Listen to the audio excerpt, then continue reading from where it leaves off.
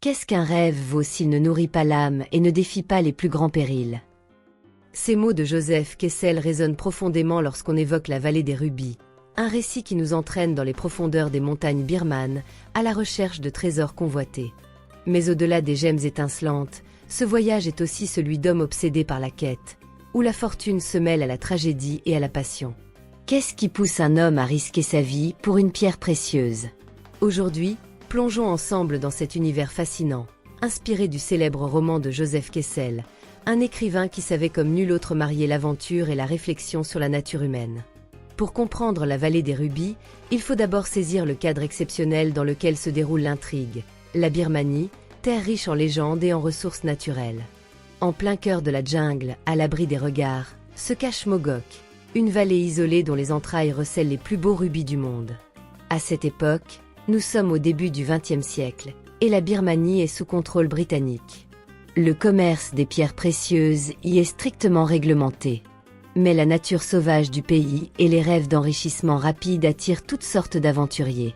Ce sont des hommes guidés non seulement par le désir de richesse, mais aussi par une curiosité insatiable, comme Kessel lui-même, journaliste et romancier infatigable, qui s'est inspiré de ses nombreux voyages pour brosser un portrait à la fois réaliste et romanesque de cette vallée mythique. Les rubis de Mogok ne sont pas de simples joyaux. Ils incarnent le rêve d'une vie transformée. Dans la vallée des rubis, Kessel raconte comment des hommes ordinaires sont happés par ce rêve. Ils y sacrifient tout, leurs économies, leur sécurité et parfois même leur humanité. Ce sont des hommes en quête, tels des chercheurs d'or dans le Far West, qui sont prêts à tout pour dénicher la pierre qui les rendra riches. Mais qu'est-ce qui pousse ces hommes à risquer leur vie pour une simple pierre? Peut-être, comme l'écrivait le philosophe Jean-Jacques Rousseau, l'homme naît libre, et partout il est dans les fers. Ces aventuriers, dans leur quête effrénée, cherchent en réalité une forme de liberté, celle d'échapper aux contraintes de la société et de s'offrir une vie hors du commun.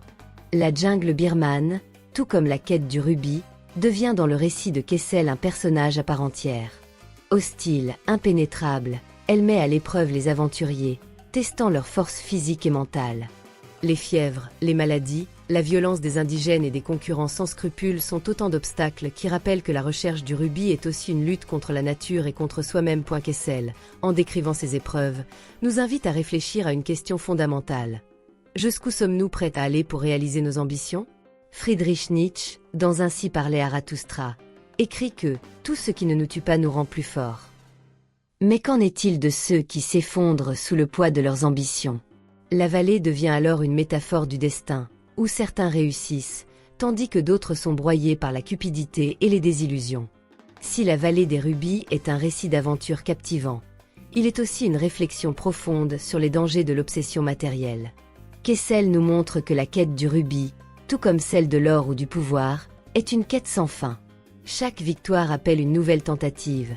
Chaque pierre précieuse trouvée suscite l'envie d'en découvrir une encore plus rare et plus belle. Pour le philosophe grec Épicure, le désir non satisfait est une source d'angoisse, et cette angoisse habite les personnages de Kessel. Ceux qui cherchent les rubis finissent souvent par perdre bien plus que ce qu'ils gagnent. L'enrichissement matériel se fait au prix de la paix intérieure, et dans certains cas, de la santé ou de la vie elle-même. Ainsi, la vallée des rubis n'est pas simplement un récit de chasse au trésor.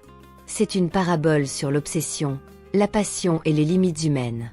En confrontant ces personnages aux réalités cruelles de la jungle birmane, Joseph Kessel nous pousse à réfléchir. Qu'est-ce qui, dans nos propres vies, nous fait courir sans cesse après des objectifs insaisissables? Est-il possible de se libérer de cette soif de toujours plus? Ou sommes-nous condamnés, comme les aventuriers de Mogok, à poursuivre des chimères?